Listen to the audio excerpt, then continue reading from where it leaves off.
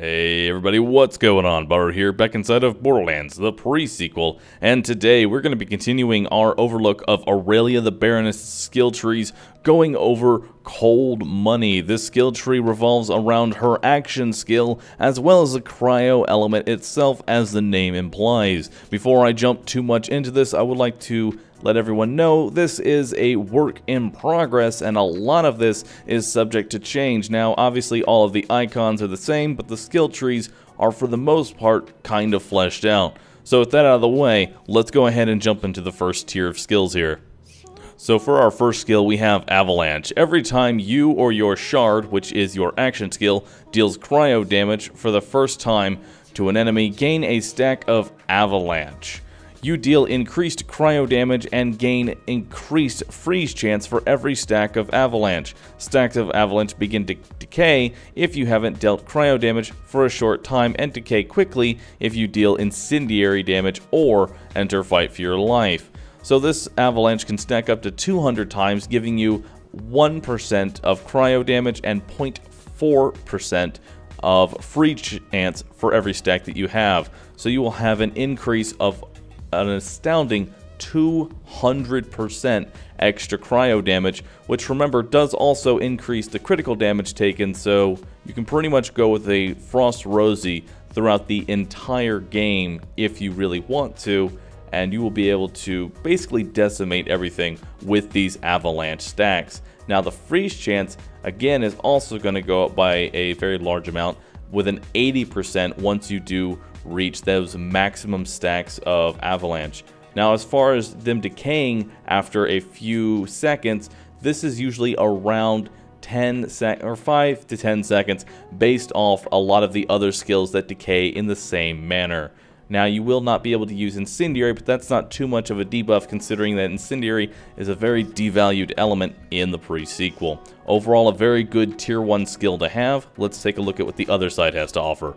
So for our second tier 1 skill, we have Cold Front. Whenever your shard, which again is your action skill, damages an enemy, it has a chance to create a Cryo Nova. Now, because it doesn't state how much damage that would do, we can either say that this is going to do 0 damage, is meant purely as a debuff, or is going to be similar to the Nova shields that you would find in vendors. As far as the Nova size itself, I would assume that it's the same size as, again, a Nova shield. Putting 5 points into this looks like it will give you a 35% chance to create a Cryo Nova, giving you a chance to freeze all enemies around you. So a nice little buff to have, but I think we're going to be sticking for Avalanche as far as what to put your first 5 points into. We'll see if this is actually valuable later down the line. With that said, let's look at tier 2. So starting off the second tier of skills, we have a very unique take on the action skill cooldown, and that is called Short Summer. This is something that a lot of advanced players are going to like. So what Short Summer is every time that your shard deals damage to an enemy, you will gain a stack of Short Summer. After your action skill ends, these stacks will begin to decay.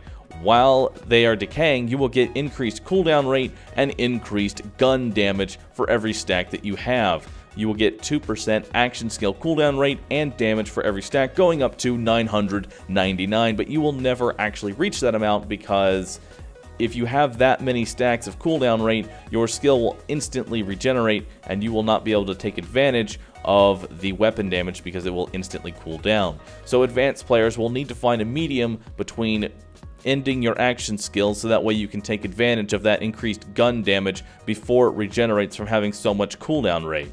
Something I'm really looking forward to messing around with, and giving us something to actually pay attention to, rather than just use action skill and kill enemy.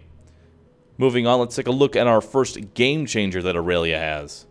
So for our first game changer, we have a Cold Wind. Your slam attack will deal increased knockback, however, enemies will also take less damage from the knockback itself.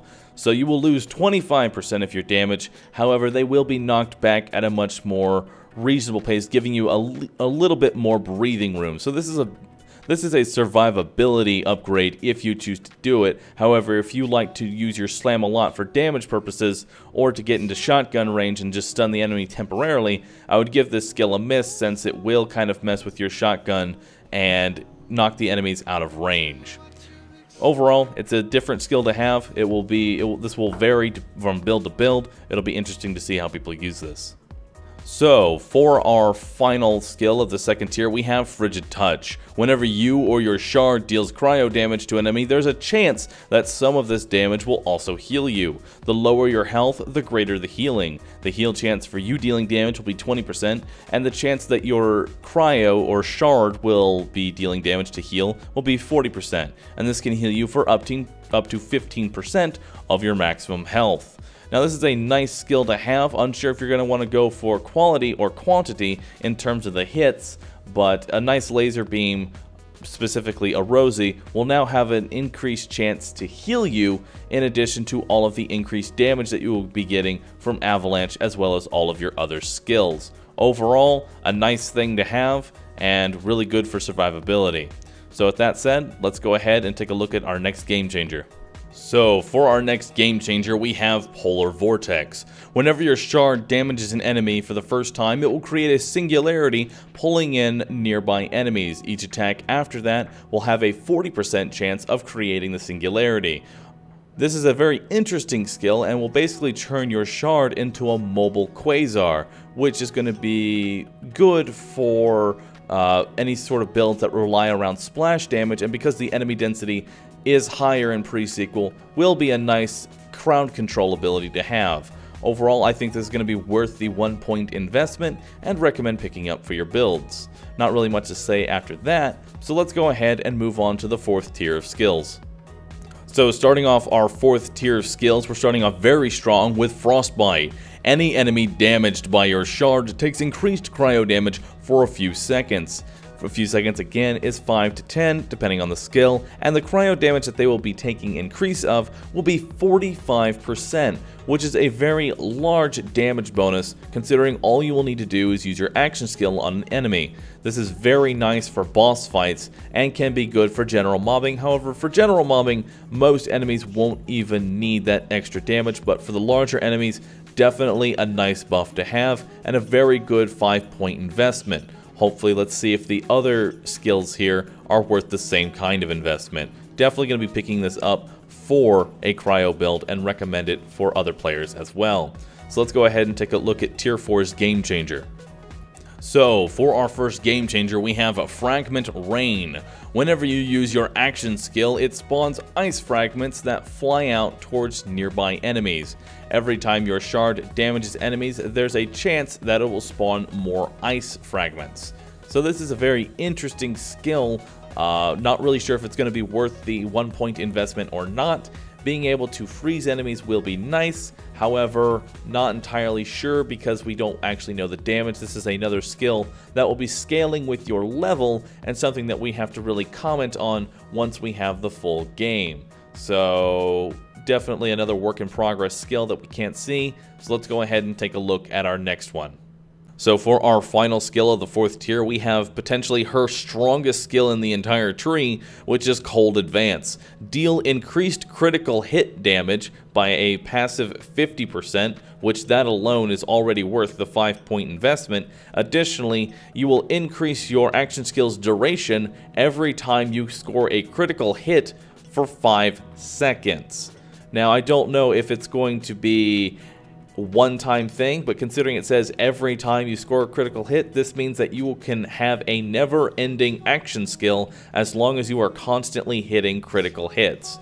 This skill is hands down one of her best skills because being able to always have an action skill up, considering what hers does, which is basically a cryo bloodwing that just keeps hitting enemies over and over again, you are going to want to always have this. Also, the increased critical hit damage will go very nicely with the fact that this entire skill tree is revolving around cryo, which gives you increased critical hit damage to frozen enemies.